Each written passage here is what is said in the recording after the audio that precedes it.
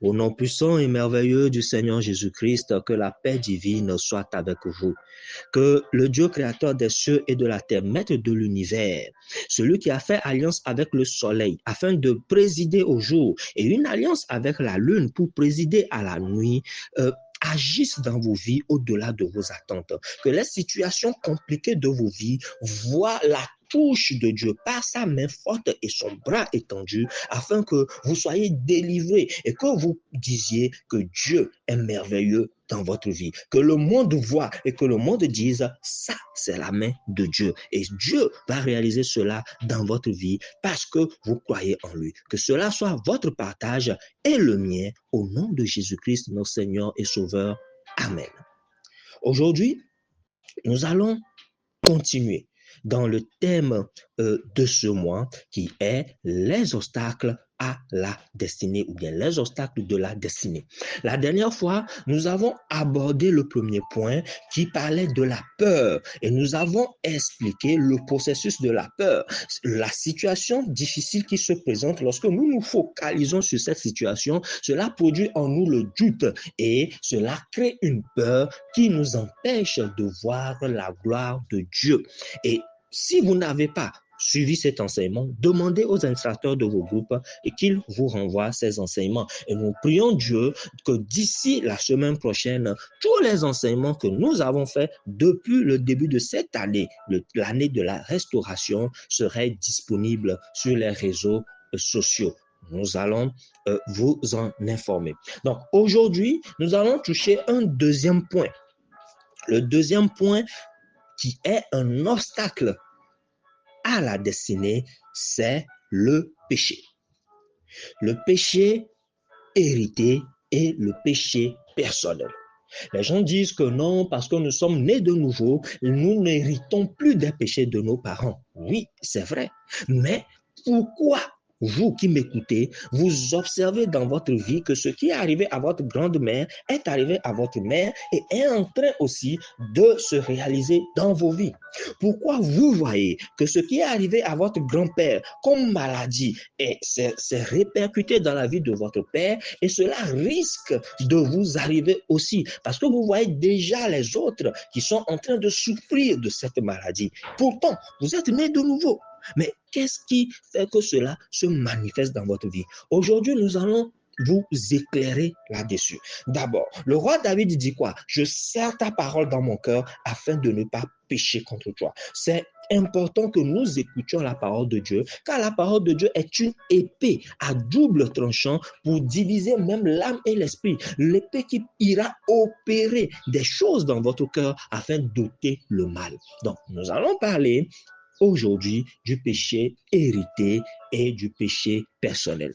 Allons s'il vous plaît en Exode 34, versets 6 et 7.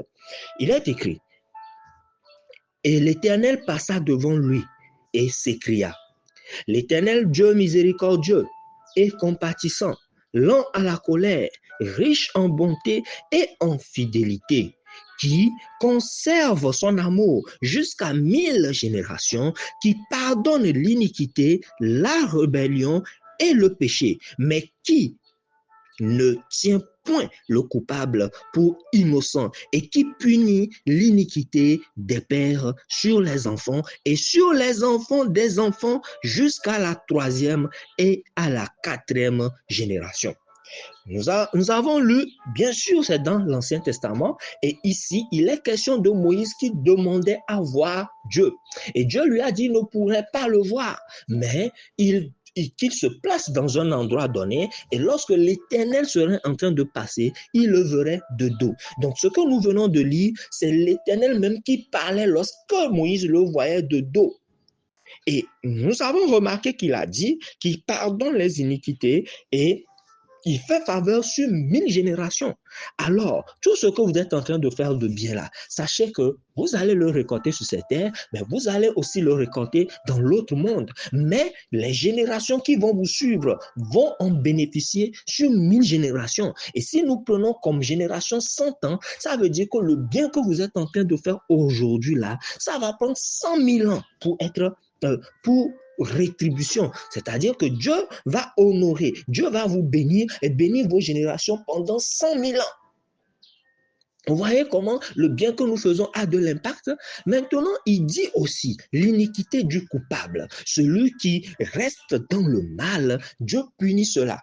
Dieu est bon, il ne le fait pas sur 1000 générations, mais il le fait sur 4 générations. Et il a bien dit ici qu'il punit l'iniquité des pères sur les enfants et sur les enfants des enfants jusqu'à la 3e et la 4e génération. Alors, les gens me diraient non, que c'était l'Ancien Testament.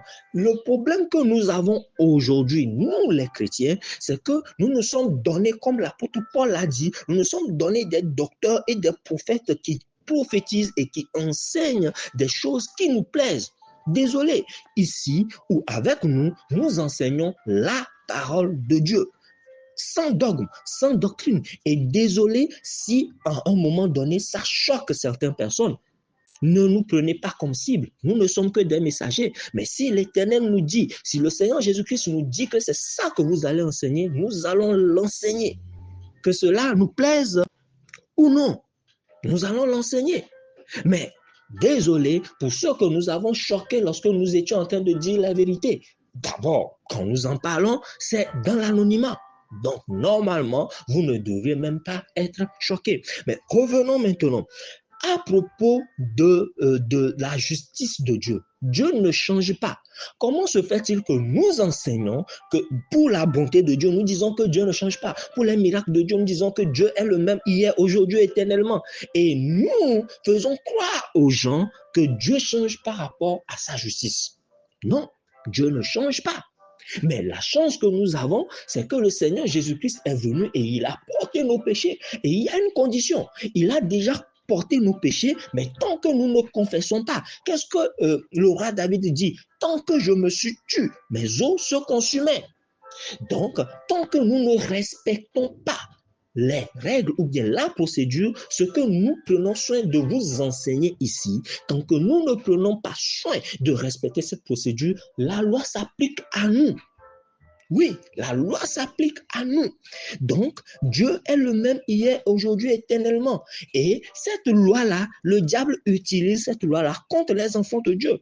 Le diable savait que si Ève mangeait ce fruit-là, Adam allait le manger. Il n'est pas parti vers Adam, mais il est parti vers Ève. Mais il savait bien que s'ils mangeaient cela, ils allaient mourir de l'esprit. Mais il le leur a proposé. Donc le diable sait ce qu'il fait avec nous. Il nous pousse à pécher, sachant très bien que Dieu est obligé de respecter sa loi. Si Dieu ne respectait pas sa loi, Dieu allait tuer Satan, ou du moins lui retirer les pouvoirs. Mais le principe spirituel, la constitution des esprits, dit que si Dieu donne quelque chose, il ne peut pas le retirer. C'est pour ça que jusqu'à présent, Satan a gardé le pouvoir. Et Jésus-Christ était obligé de venir afin de récupérer le pouvoir pour ceux qui sont avec lui. Donc, Dieu est le même hier, aujourd'hui et éternellement. Et tant que ces bénédictions sont affectées sur 1000 générations, bien aussi, les iniquités sont affectées sur 4 générations. Et les enfants d'Israël avaient compris cela. Et à un moment donné, nous allons lire Ézéchiel, à un moment donné, ils se sont plaints. Ils ont dit, pourquoi mon père va faire quelque chose et moi je vais en hériter? Non, Dieu, ce n'est pas bien. Et Dieu a parlé. Lisons Ézéchiel plutôt, Ézéchiel 18, verset 20. Il est écrit, l'âme qui pêche, c'est celle qui mourra. Le fils ne portera pas l'iniquité de son père, et le père ne portera pas l'iniquité de son fils. La justice du juste sera sur lui, et la méchanceté du méchant sera sur lui. Verset 21. Si le méchant revient de tous les péchés qu'il a commis, il y a une condition. Si le méchant revient de tous les péchés qu'il a commis, s'il observe toutes mes lois et pratique la droiture et la justice, il vivra, il ne mourra pas. Le verset 29, il est écrit, vous allez lire tout le chapitre à la maison si vous. Mais je vous explique le verset 20 et le verset 21. Les gens se sont plaints du fait qu'ils récoltaient les péchés de leurs parents. Alors Dieu a dit, d'accord, l'âme qui a péché, c'est celle-là qui mourra. Mais lorsque le méchant qui faisait mal change, Dieu le considérerait comme juste.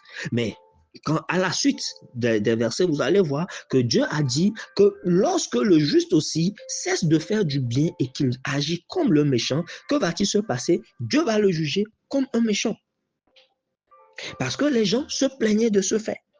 Mais maintenant, qu'est-ce que Satan fait? Parce que quand vous êtes né de nouveau, normalement, et nous l'avions déjà enseigné, si le processus de la nouvelle naissance a été bien complété, normalement, il n'y a plus de péché qui agit sur vous. Maintenant, le diable vous pousse afin que vous continuez dans le péché, afin d'hériter de ce que Dieu a enlevé. Parce qu'en réalité, vous ne devriez pas, si vous êtes né de nouveau, vous ne devriez plus payer les péchés de vos parents. Mais celui qui n'est pas né de nouveau, cette personne-là va payer obligatoirement. Donc, c'est seulement pour ceux qui sont nés de nouveau et dont le processus est correctement accompli. Le processus de la nouvelle naissance. Maintenant, qu'est-ce que le diable fait?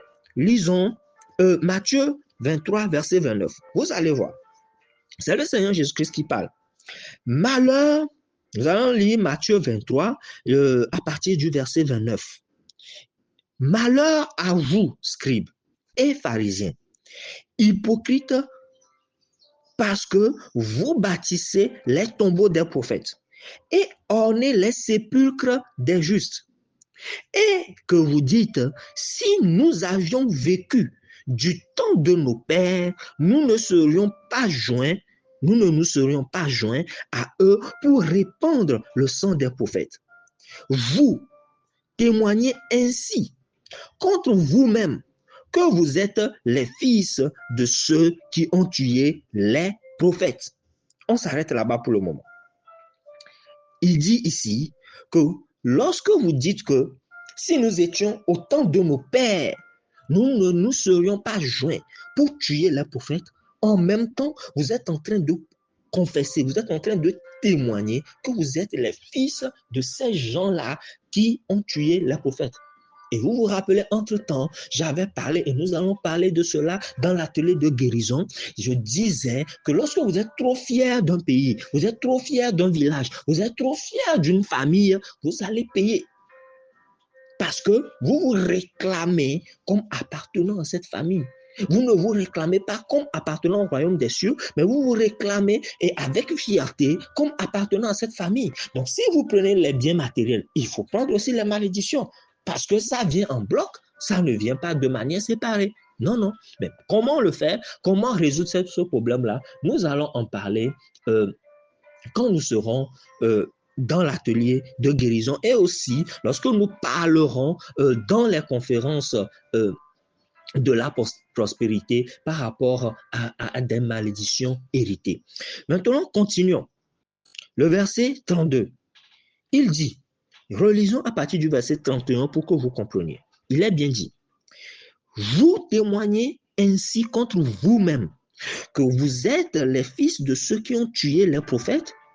Et verset 32 dit, comblez donc la mesure de vos pères.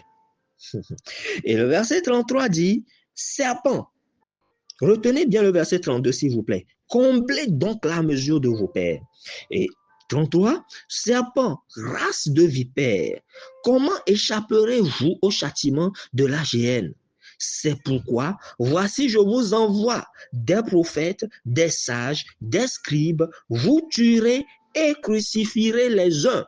Vous battrez de verges les autres dans vos synagogues et vous les persécuterez de ville en ville, afin que retombe sur vous tout le sang innocent répandu sur la terre, depuis le sang d'Abel, le juste, jusqu'au sang de Zacharie, fils de Barachi, que vous avez tué entre le temple et l'autel. Je vous le dis en vérité, tout cela retombera sur cette génération. Qu'est-ce que Jésus-Christ était en train de dire? D'abord, il leur dit, comblez la mesure. Mais comment il faut combler cette mesure? Vos pères ont tué des gens. Et même depuis le temps d'Abel, le sang de Abel a coulé par Caïn. Mais pour que vous puissiez payer cela, il faut que vous comblez la mesure. C'est pour ça que Dieu vous envoie encore des prophètes afin qu'aujourd'hui, en votre temps, vous en tuiez aussi. Cela vous déterminera comme vraiment héritier de ceux qui avaient tué les prophètes dans le temps. Et comme vous le faites maintenant, alors tout le sang depuis Abel vous sera compté. Et cela retombera sur vous. Et le Seigneur Jésus-Christ le dit, verset 36, je vous le dis en vérité, tout cela retombera sur cette génération. Alors, remontons maintenant en Genèse 15 pour lire ce que Dieu dit sur les Amoréens. Nous allons lire cela au verset 13 de Genèse 15. Nous commençons à partir du verset 13 et nous irons jusqu'au verset 16, s'il vous plaît. Il est écrit, et l'Éternel dit à Abraham, sache que tes descendants seront étrangers dans un pays qui ne sera point à eux. Ils y seront asservis et on les opprimera pendant 400 ans. Mais je jugerai la nation à laquelle ils seront asservis et ils sortiront ensuite avec de grandes richesses. Verset 16. À la 4e génération, donc 400 ans après, ils reviendront ici, car l'iniquité des Amoréens n'est pas encore à son comble. Donc, si vous comprenez, je vous avais dit de faire attention au verset 32 de Matthieu 23 que nous avons lu. Il disait, comblez donc la mesure. C'est ce que le Seigneur Jésus-Christ a dit.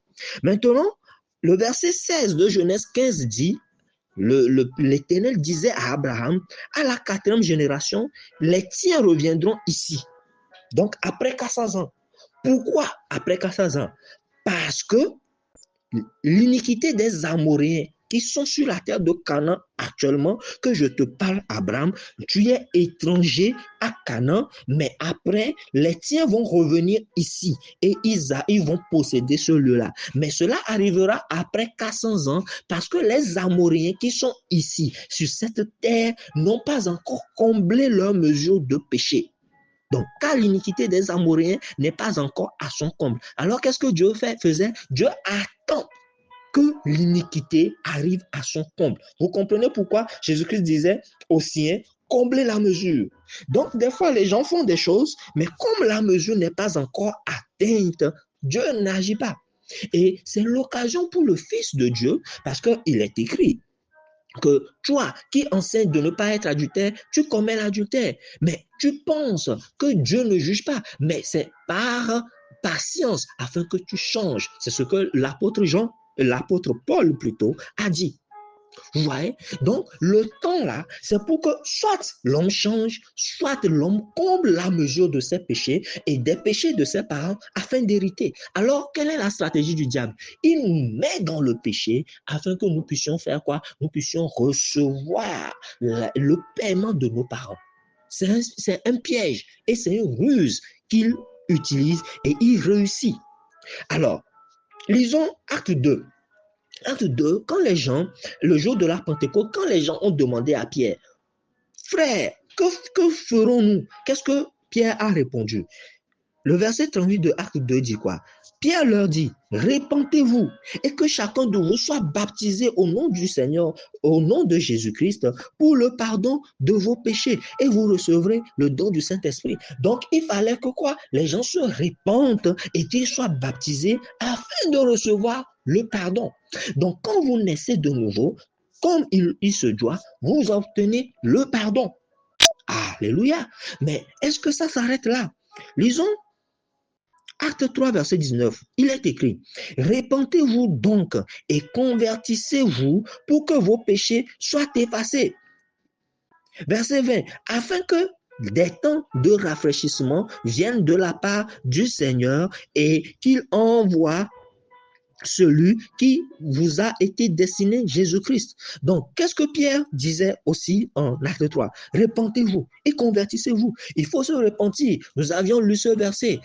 Confesser les péchés et s'en détacher, car il est écrit, celui qui avoue ses transgressions et les délaisse obtient miséricorde. Donc, c'est ce que Paul leur disait, afin que leurs péchés soient effacés. Lisons Matthieu 13, s'il vous plaît. Matthieu 13, nous allons voir l'impact du fait de confesser ses péchés. Vous allez me dire, ah, comme je suis né de nouveau, donc voilà, ça s'applique dans ma vie. Continuez à suivre jusqu'à la fin et vous allez voir l'erreur que nous faisons. Lisons Matthieu 13, s'il vous plaît. Il est écrit au verset 15. Car, c'est le Seigneur Jésus-Christ qui parle, le cœur de ce peuple est devenu insensible. Ils ont endurci leurs oreilles, ils ont fermé leurs yeux, de peur qu'ils ne voient de leurs yeux et qu'ils n'entendent de leurs oreilles et qu'ils ne comprennent de leur cœur, qu'ils ne se convertissent et que je ne les guérisse. C'était au temps du Seigneur Jésus-Christ, ses disciples lui demandaient, ah Seigneur, pourquoi tu parles à ce peuple-là toujours en parabole? Alors le Seigneur Jésus-Christ leur dit, ah, à eux cela n'est pas donné, mais à vous cela est donné de comprendre les choses. Mais à eux cela ne leur est pas donné afin que quoi? Car le cœur de ce peuple est devenu insensible. Ils ont endurci leurs oreilles et ils ont fermé leurs yeux de peur. Jésus-Christ dit, de peur, qu'ils ne voient de leurs yeux et qu'ils n'entendent de leur cœur et qu'ils ne comprennent de leur cœur, qu'ils ne se convertissent et que je ne les guérisse. Qu'est-ce que Jésus-Christ disait? Si ce peuple comprenait ce que je lui enseigne, ce peuple méchant, ce peuple dont le cœur est endurci, s'ils comprenaient ce que je leur disais, ils allaient se repentir, ils allaient se convertir. Et moi, je serais obligé de les guérir. C'est ce qu'il dit, de peur que je ne les guérisse. Qu'ils comprennent, qu'ils ne se convertissent et que je les guérisse. Donc, c'est obligé que la personne respecte soit enfant de Dieu ou pas. Quand la personne comprend et change et se répand, qu'il se convertit, Dieu, Jésus-Christ, ils sont obligés de bénir ces gens-là. Ils sont obligés de les guérir. Alors, en leur temps, Jésus-Christ avait donné des paroles en parabole afin qu'ils ne comprennent pas. Que cela ne soit pas ton partage. Que toi qui m'écoutes, que tu sois parmi ceux à qui c'est donné de comprendre ces choses. Et que Dieu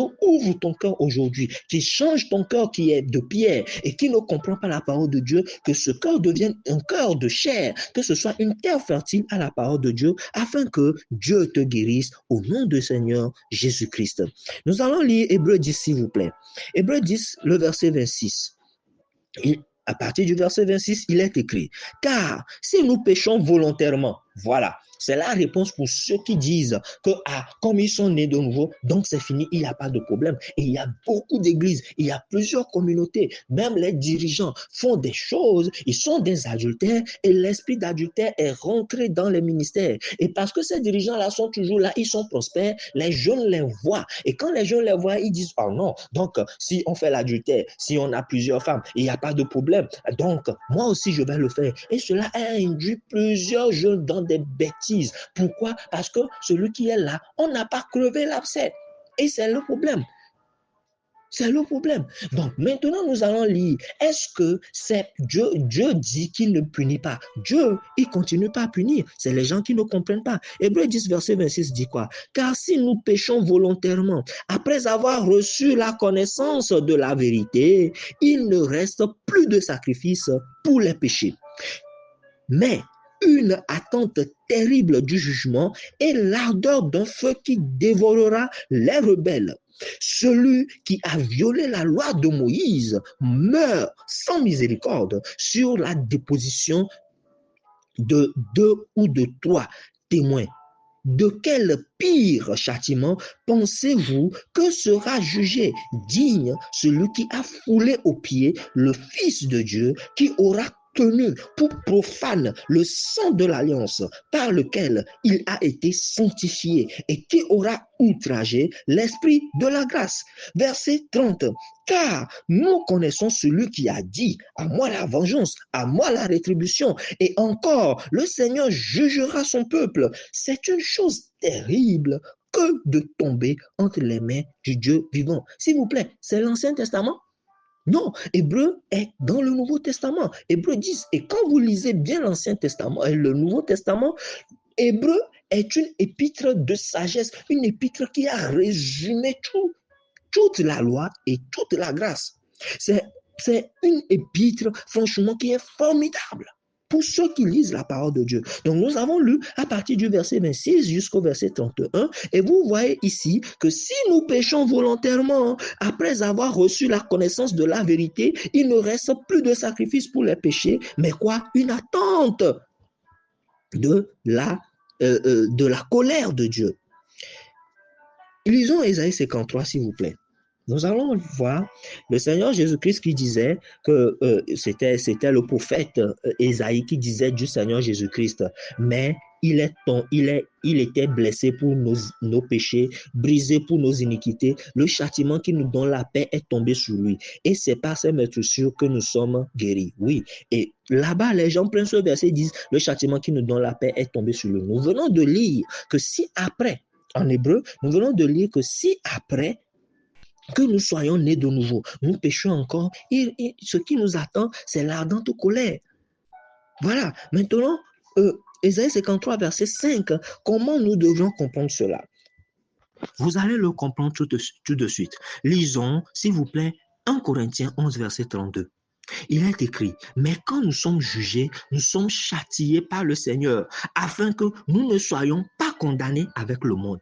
Voilà, c'est ce qui se passe. Vous savez que Dieu n'est pas... Il y a un homme de Dieu qui m'avait dit cela, un homme de Dieu, un serviteur, mais il me dit, oh non, aujourd'hui, quand vous péchez, Dieu ne se fâche plus, Dieu ne punit pas. En partie, il a raison, mais je vois son niveau et je dis, ah, donc c'est ça ton niveau. On t'a pris comme un dirigeant, mais en réalité, tu n'as pas l'onction de Dieu, tu n'es pas appelé de Dieu, tu ne lis même pas la parole, et c'est parce que quelqu'un t'a dit, quelqu'un de supérieur hiérarchiquement à toi, dans votre communauté, t'a dit que lorsqu'on fait le péché, puisque lui-même il est dedans, et que Dieu ne punit pas, donc toi aussi tu viens répéter cela.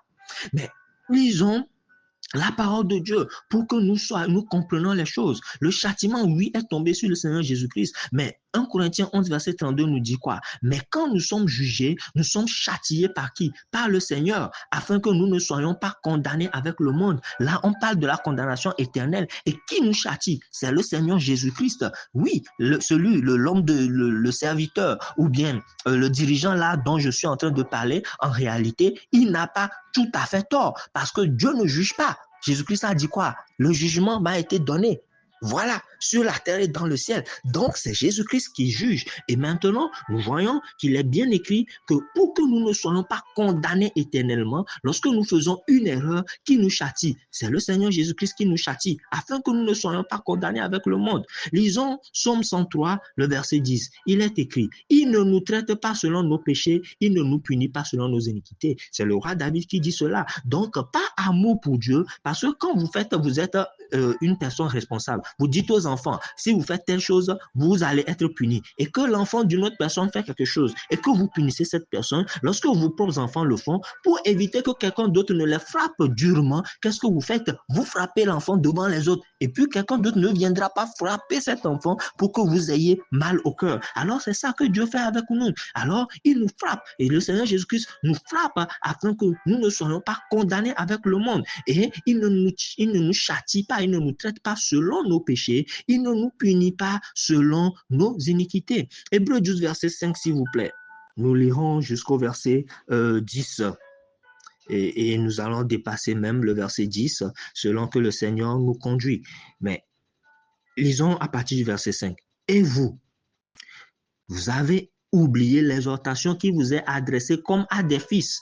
Mon fils, ne méprise pas le châtiment du Seigneur et ne perds pas courage lorsqu'il te reprend, car le Seigneur châtie celui qu'il aime et il frappe de la verge tout ce qu'il reconnaît pour ses fils. Supportez le châtiment, c'est comme des fils que Dieu vous traite, car quel est le fils ou qu'un père? Quel est le fils qu'un père ne châtie pas? Mais si vous êtes exempts du châtiment auquel tous ont part, vous êtes donc des enfants illégitimes et non des fils. D'ailleurs, puisque nos pères, selon la chair, nous ont châtiés et que nous les avons respectés, ne devons-nous pas, à bien plus forte raison, nous soumettre au Père des esprits pour avoir la vie? Verset 10. Nos pères nous châtiaient pour peu de jours, comme ils le trouvaient bon. Mais Dieu nous châtie pour notre bien, afin que nous participions à la sainteté.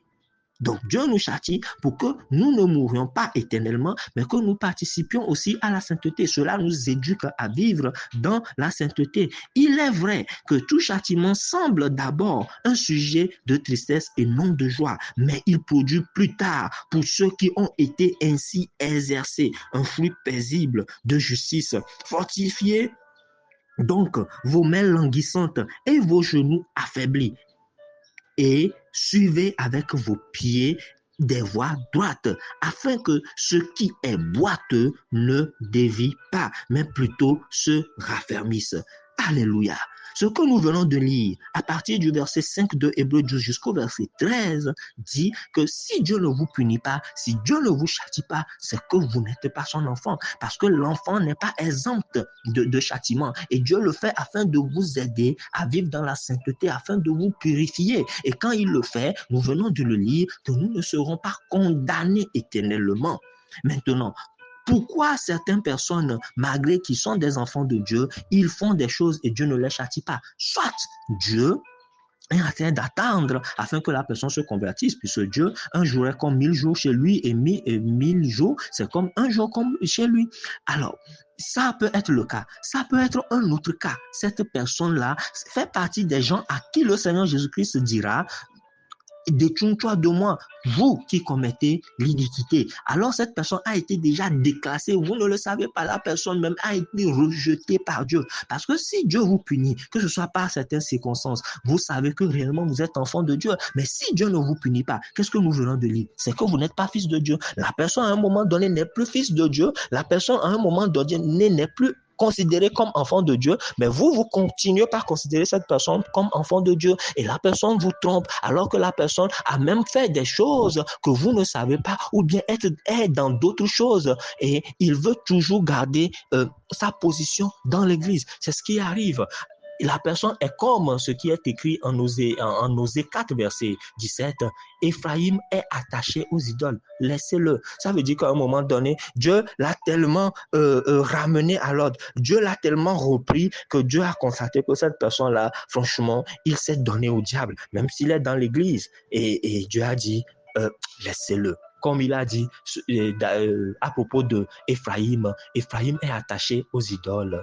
Laissez-le tranquille, laissez-le. Vous voyez, donc Dieu a laissé cette personne. Mais vous voyez, vous pensez que la personne est dirigeante dans une grande communauté. Donc la personne là continue par comme on dit, à part servir Dieu, alors que Dieu ne le considère plus. Vous vous rappelez ce que le Seigneur Jésus-Christ a dit? Les gens viendront et diront qu'ils ont fait des miracles en son nom. Vous imaginez des gens qui font des miracles, des gens qui font des prodiges, et le Seigneur les regardera et dit: éloignez-vous de moi, vous qui commettez l'iniquité. Alors, je ne dis pas que tout ce qui arrive à l'homme, c'est un châtiment. Vous savez très bien que dans nos enseignements, nous nuancions. Des fois, c'est une épreuve pour vous former à la tâche que Dieu veut vous donner après. Mais quand c'est le péché et que la personne est dans le péché, là, ce n'est pas une épreuve. Là, c'est un châtiment qui doit arriver sur la personne afin que Dieu le sauve. Mais si Dieu ne châtie pas cette personne, c'est soit que Dieu est patient pour que la personne change,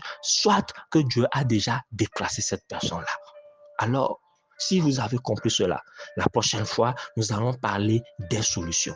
Nous allons parler des solutions pour que les obstacles de notre destinée soient enlevés. Aujourd'hui, nous avons été longs, mais il fallait que nous terminions en même temps cela afin que vous puissiez comprendre une fois pour toutes et que toutes les ruses qu'il y a dans l'homme, toutes les malices qu'il y a dans l'homme, le mauvais enseignement qu'il y a en nous soient déracinés. Car notre rôle, et nous le répétons, nous renversons les raisonnements et toute hauteur qui s'élève contre la connaissance de Dieu. Il y a une maman qui m'avait raconté avoir suivi un serviteur de Dieu qui dit que si sur votre route, vous ne rencontrez pas le diable, c'est que vous cheminez avec lui. C'est-à-dire que quoi? Lorsque vous êtes en train d'œuvrer pour Dieu, vous êtes enfant de Dieu, et que le diable ne vient pas contre vous pour faire des choses, mais il vous laisse et que vous prospérez comme vous devez prospérer malgré le péché, sachez que vous êtes en train de cheminer avec le diable. Vous êtes dans son camp. Alors, utilisez ce regard-là pour voir ceux qui font ces choses-là